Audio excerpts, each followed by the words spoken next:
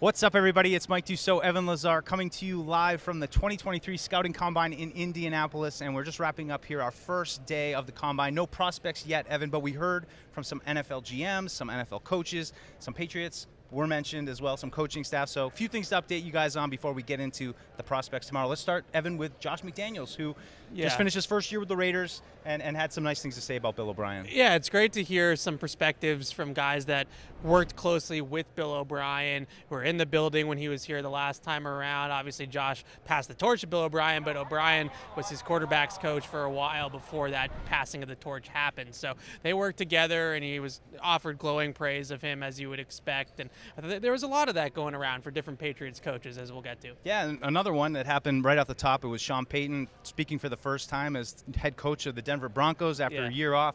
Mentioned Matt Patricia, who was interviewed last week for the defensive coordinator position. They did end up going with Vance Joseph in that search, but Sean Payton still had some nice things to say about Matt Patricia, and it sounds like he still might be in the mix. He basically said it's up to Vance Joseph of whether or not there's a role for Matt Patricia on the staff, but it certainly sounded like Sean Payton was very open to Matt Patricia being on staff in some sort of defensive role. He made that very clear, that it'd be on the defensive side of the football, but basically I got the impression that Sean Payton wants Matt Patricia on his staff. It's just selling it to Vance Joseph of where exactly he's going to be and what exactly his title is going to be on that staff. I think will be something that they'll have to figure out, but it's an interesting landing spot. I don't know if I necessarily thought that Sean Payton and that connection would really present itself for Matt Patricia. He mentioned that Matt Patricia had won 5 Super Bowls as a defensive play caller. His facts might be a little bit off on that one, but we'll give Matty P 3 of them, right? I don't know. I don't know about the other two, but. Right.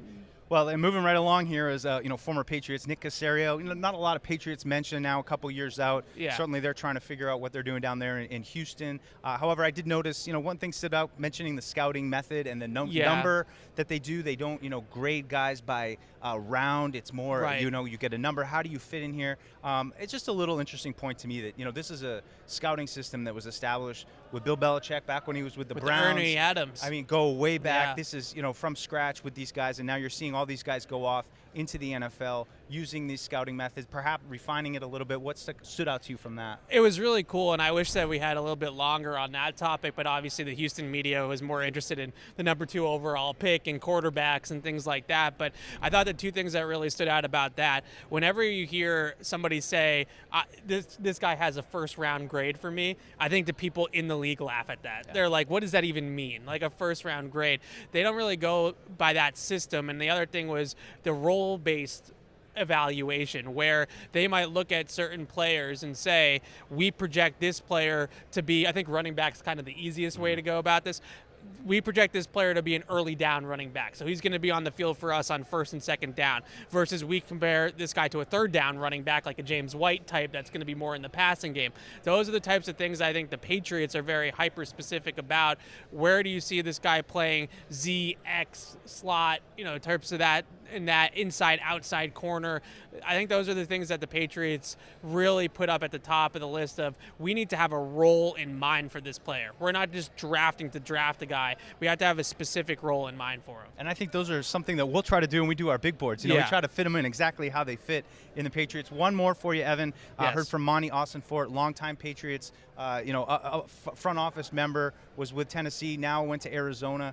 Heard him talk a little bit about Kyler Murray, but had some really nice words to say about DeMarcus Covington, who has been all around this summer. He was down at the Shrine Bowl here this offseason coaching the defensive side of the ball. A nice Senior interview Bowl. for him. Senior Bowl, excuse me. Senior Bowl.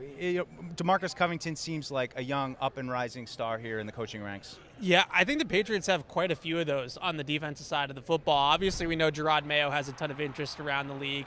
I think DeMarcus Covington's going to continue to have interest around the league. I think both Belichick's will continue to have some interest and make some headway there as well. I obviously don't know if they're going to leave their dad, but that's a separate conversation, I think, in terms of their actual coaching acumen. And it's a staff that's, I think, low-key loaded. I don't think people really talk about how great the defensive staff is, because it got overshadowed last year by the offensive staff and the issues there, that we didn't really talk too much about the defensive staff. But DeMarcus Covington is another guy that I think is in that rising star mold, and I think he's right at the top of that list. All right, well, that's about going to do it for Evan and I here today. We've still got a lot of combine to go. Everything starts off tomorrow. Defensive line, linebackers. Any quick thoughts about what we're going to see tomorrow with those guys? There's a few day 2 linebackers that I think will be interesting for the Patriots. You know, I don't know if they're going to go in that position, but I'm really interested to see. We've heard a lot of talk from the Patriots about getting a little bit faster there, getting a little bit more adapting a little bit more to this game, the modern game.